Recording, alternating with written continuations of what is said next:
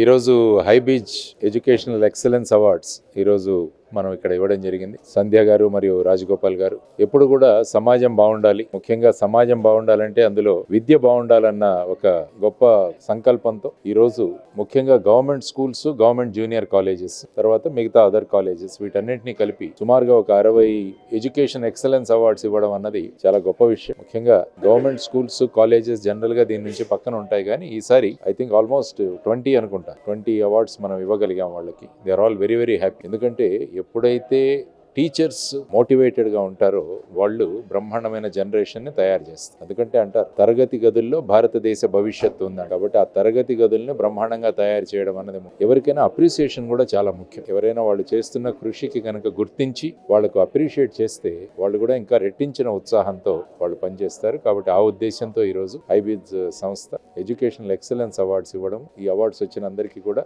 నేను అభినందనలు తెలియజేస్తున్నాను. వారి బాధ్యత కూడా పెరిగింది. వారిని చూసి మిగతా వాళ్ళు కూడా ఇన్స్పైర్ అవుతారు ఈ విషయంగా తెలుసుకోవడం. Once again congratulations Hybiz for this wonderful function. And also business లో కూడా 10x అని ఒక కొత్త యాప్ ఒకటి స్టార్ట్ చేశారు ఈరోజు. దానివల్ల ఎక్కువ మందిని నెట్వర్క్ చేయడం అన్నది ప్రధానమైన ఉద్దేశం. కాబట్టి hope this 10x app is going to make real difference in the business world. Thank you very much.